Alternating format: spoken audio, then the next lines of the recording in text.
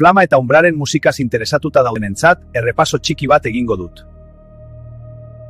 Plataforma banaketan, hala nola Spotifyn, aurki daitezken disko guztiak banan-banan gogoratuko ditut. Hasieran, ingelesez hasi nintzen sortzen abestiak, eta hizkuntza horretan izan ziren nire lehenengo diskoak, eta hauexek dira. Argitaratu nituen lehenengo 2 diskak, singleak izan ziren. Single horiek piratei buruzko abestiak dira. Hasi nintzen Cutlass and Cannon, The Buccaneer's Call singlearekin, piraten bizitzari buruzko abesti bat da. Eta, hurrengo argitarapena izan zen Tortuga uharte famatuari buruzkoa, Tortuga's Throne izenekoa, The Golden Age of Piracy. Piratei buruzko disko bat da, non dagoen Calico Jacken engeseleko bertsioa. Eta diska honekin bukatu nuen piratei buruzko gaiarekin. Oso diska borobila. The Legend of Harald Hardrada, The Dragon of the North. Epe honetan, azken errege bikingoaren istorioa eta abenturak kontatzen dira. Gero, nire liburuetako pertsonaiei buruzko abestiak sortzen hasi nintzen, Liurekin hasita. River of Despair, Liuren lehenengo singlea da, non azaltzen den zer gertatzen zaion liburuaren hasieran. Echoes of the Ashfall, Liu pertsonaiaren inguruan ardazten den singlea da.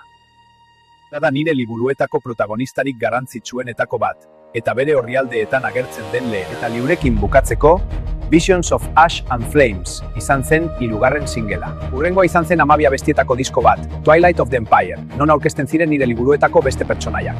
Eta engelesezko argitalpenekin amaitzeko, gai historikodun 2 single. Nostradamus The Seeker of the Night, personaia misteriotsu honi buruz hitz egiten duen singlea.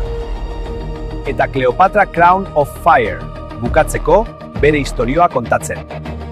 Une horretatik aurrera, engelesezko abestiak sortzeari utzi nion, euskarazko abestietan egiteko. Eta nire beste interes batean zentratu nintzen, euskal mitologian, eta mito eta kondairak diskoa izan zen emaitza. Ondoren, gabonak iritsi ziren eta ospatzeko 0B Gabon kantuen disko bat ateratzea baino. Hurrengo diskoa mito eta kondairak 2. zatia izan zen, eta oraingoz, euskal mitologiara egin dudan azken hurbilketa da. Disko horren ondoren, 10 lurra argitaratu nuen, babestu eta efustiatu behar dugun naturari egindako omenaldi bat. Hurrengoa izan zen Sustraiak, 8 abestietako diskoa, gure historio eta tradizioi buruzkoa. Eta honekin batera, azken 2 diskoetara ailegatzen naiz, zientzia fikziozkoak 2. Makinen altzairuzko bihotza singela, erroboten matxinadari buruzkoa dena. Eta azkenik, bukatzeko, gizakiaren patua, gizadiaren balizko etorkizunari buruzko istorioa bat. Hauek izan dira nire disko guztiak, baina lanean ari naiz eta gutxi barru etorriko dira gehiago. Euskal mitologia aberatsari buruzko beste disko bat daukat proiektuan. Disko horretan agertuko dira hain ezagunak ez diren izakiak, hala nola Gauargi. Eta beste bat nire liburuen mitologiari buruzkoa, Boterearen guda izenekoa.